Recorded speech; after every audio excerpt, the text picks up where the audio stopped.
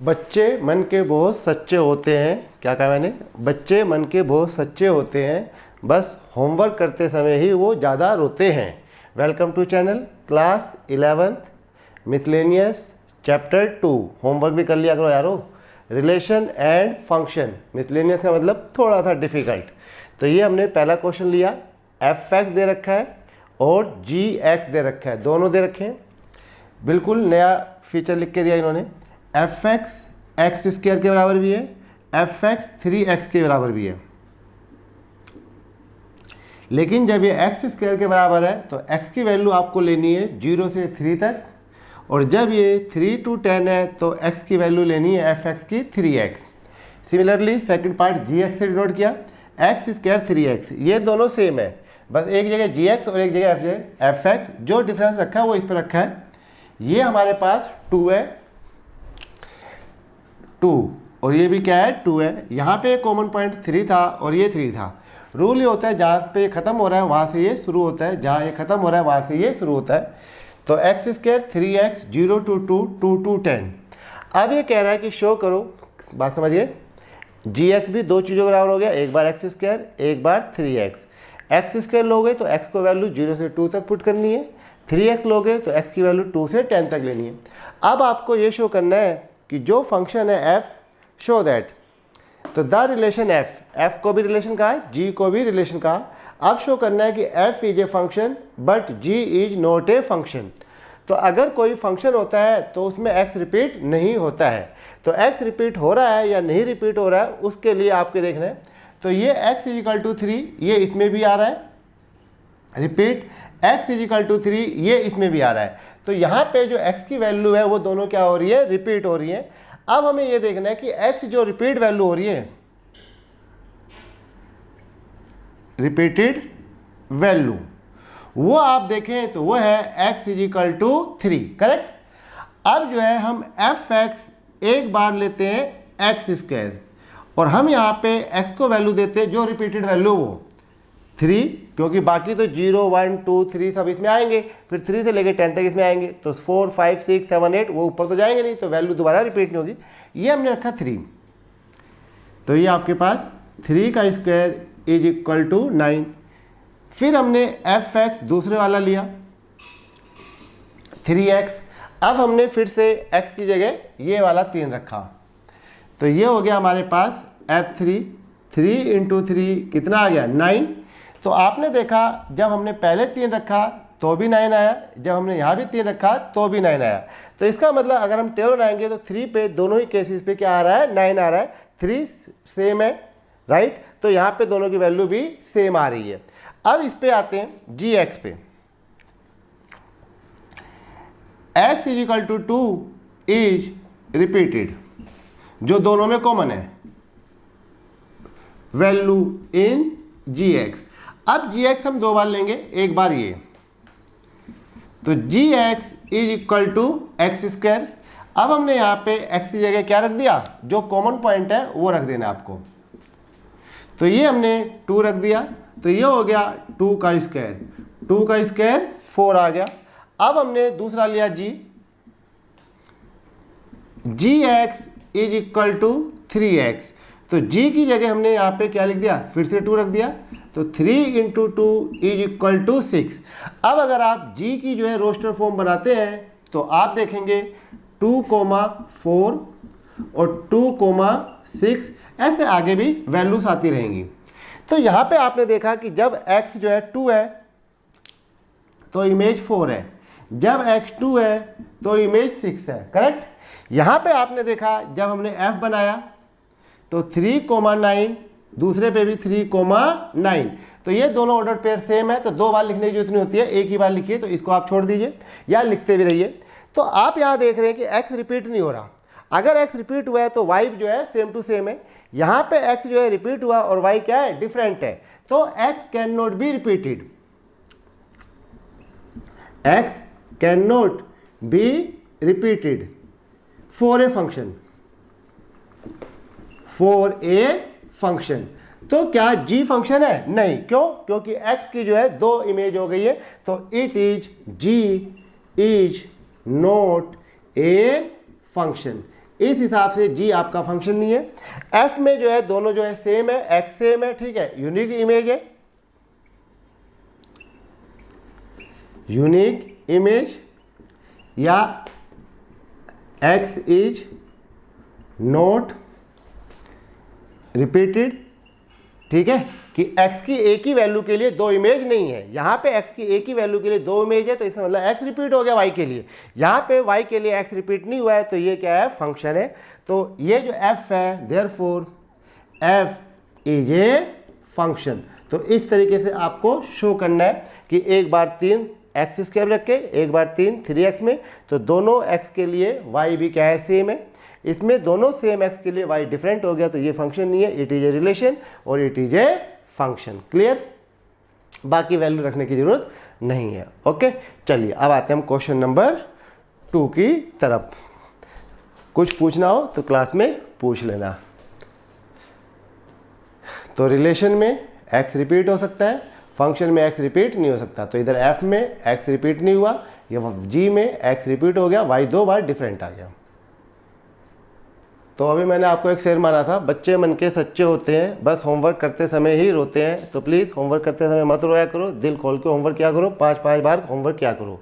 Question number 2 F x, क्योंकि function relation कर रहे हैं तो एक्स स्क्वायर एफ, ये वैल्यू निकालनी है, F 1.1 minus F 1 over 1.1 minus 1। तो मैंने यहाँ पे एक्स की जगह 1.1 रखा क्योंकि ये चाहिए था। तो 1.1 का स्क्वायर एक्स की जगह 1.21, 1 रखेंगे तो 1। अब सबकी वैल्यू पुट कर दीजिए। तो एफ 1.11 ये आया हुआ है 1.21, एफ 1 ये आया हुआ है 1, नीचे 1.1 माइनस 1 तो ये आ गया 0.1।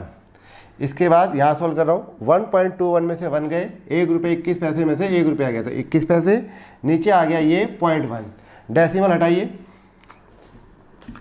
21 अपॉन में 100, 1 अपॉन में 10, उल्टा पुल्टा रख लीजिए, 21 अपॉन 100 इंटू 10 अपॉन में 1, ये कैंसिल हो गया, 21 अपॉन 10 यानी कि 2.1।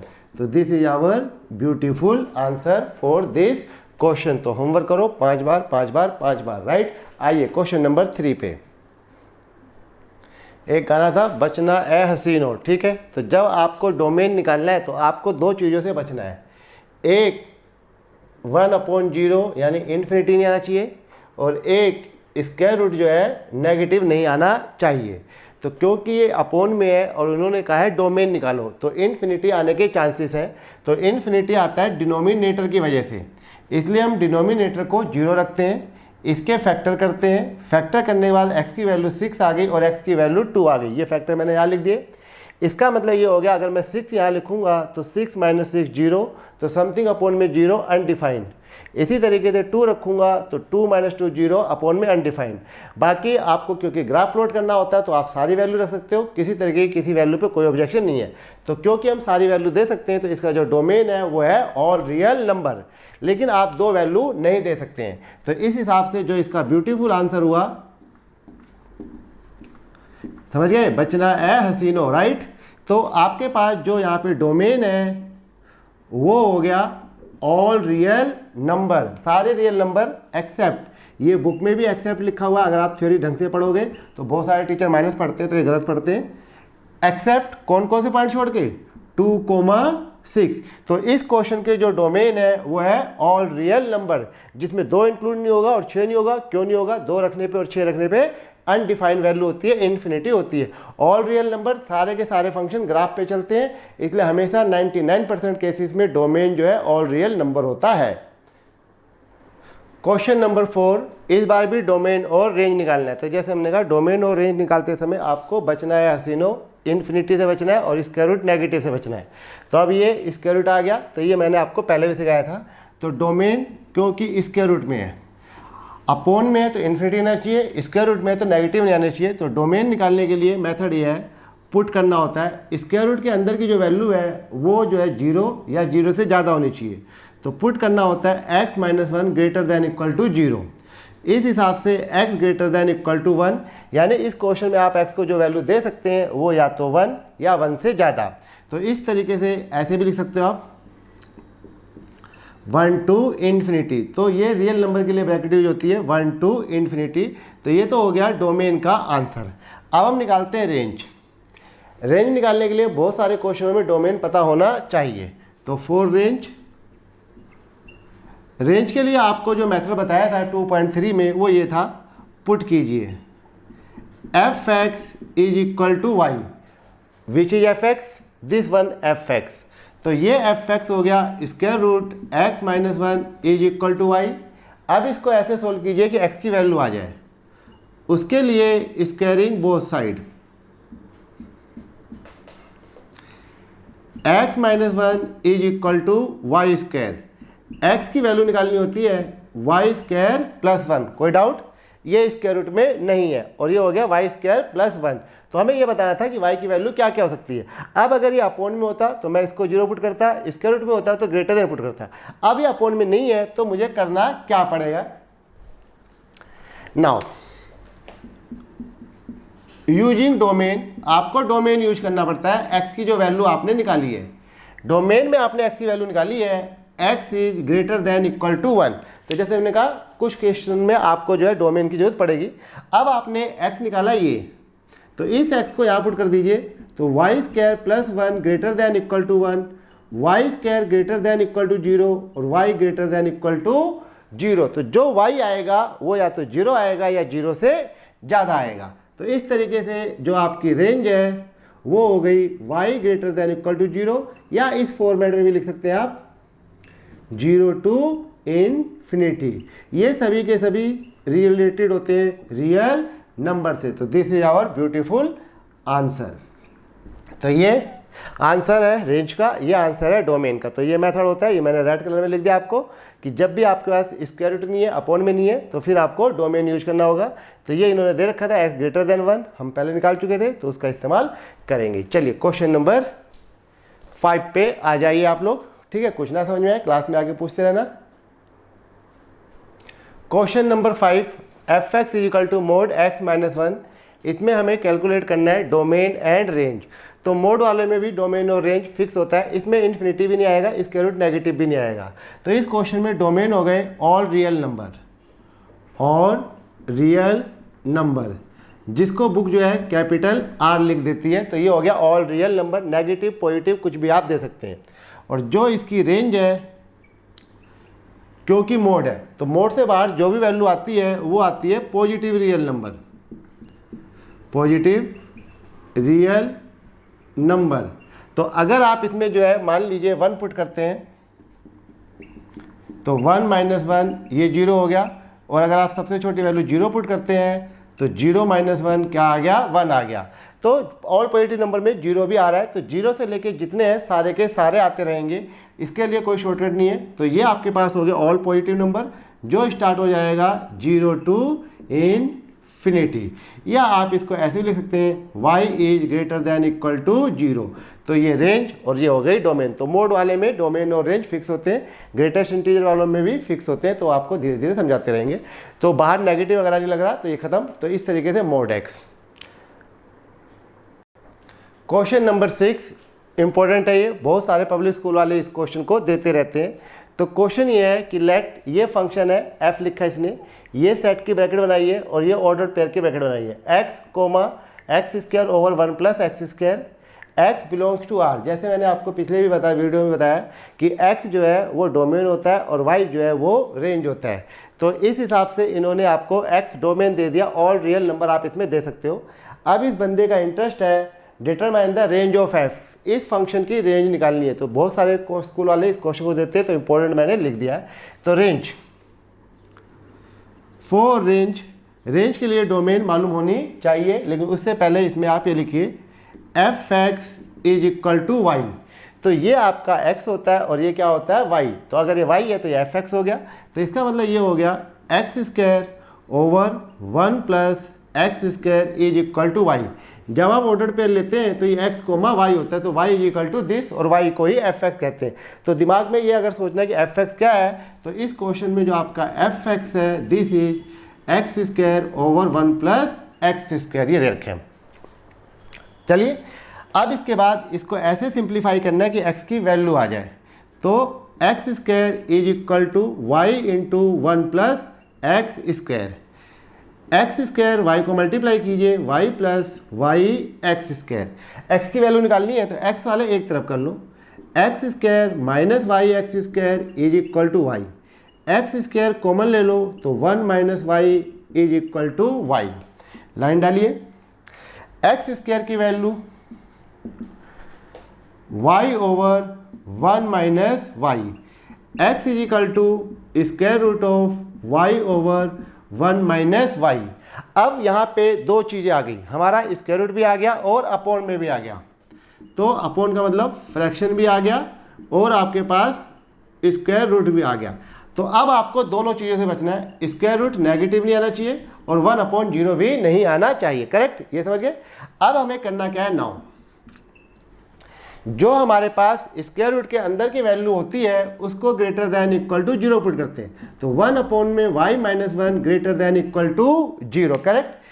अब न्यूमिनेटर अलग 0 रखेंगे और डिनोमिनेटर अलग 0 रखेंगे, इसको मल्टीप्लाई नहीं करेंगे। तो मैं इसको रब करता हूँ, तब तक आप इसको समझिए, ठीक है।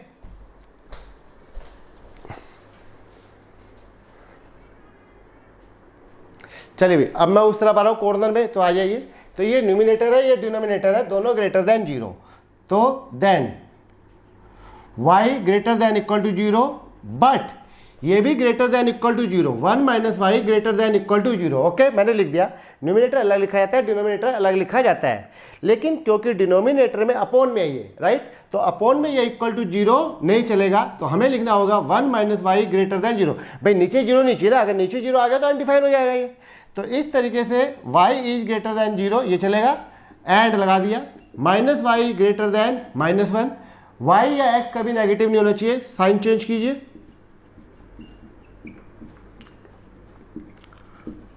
तो साइन चेंज करने पे ये प्लस ये लेस देन। तो इस हिसाब से जो y है, y का मतलब हो गया रेंज। तो जो रेंज है वो 0 से तो बड़ी होगी और 1 से छोटी होगी। तो 0 ये होता है, 1 ये होता है, तो इसके बीच में आपकी रेंज आएगी। तो जो इन्होंने आंसर लिखा है वो लिखा है 0 less than y less than 1, या आप इसको ऐसे भी लिख सकते हो 0,1। तो ये भाई हमने आपको रेंज का आंसर सिखा दिया, समझ गए। तो अब आप x को कुछ भी वैल्यू देते रहो, कुछ भी, करोड़ों दे दो, 1 करोड़ दे दो, 2 करोड़ दे दो, 4 करोड़ दे दो, लेकिन जो y है वो हमेशा 0 और 1 के बीच में रहेगा। 0 आएगा और 1, यानी सारी वैल्यू जो है डेसिमल में आएंगी। नीचे जैसे मैंने आपको समझाया अपॉन में 0 नहीं चलेगा, इसलिए यहाँ पे मैंने लिखा सही, लेकिन आगे मैंने हटा दिया। क्यों हटा दिया वो आप समझ जाना, ठीक है। तो इस वीडियो को यहीं पे ऐड करते हैं। तो 6 क्वेश्चन में, 6 क्वेश्चन अगली वीडियो में देते हैं और 3 क्वेश्चन जो है आपको अलग से उसके बाद वाली वीडियो में देते हैं, ठीक है। तो आज के लिए बाय। होमवर्क जरूर कर लेना, क्योंकि बच्चे भगवान का रूप होते हैं।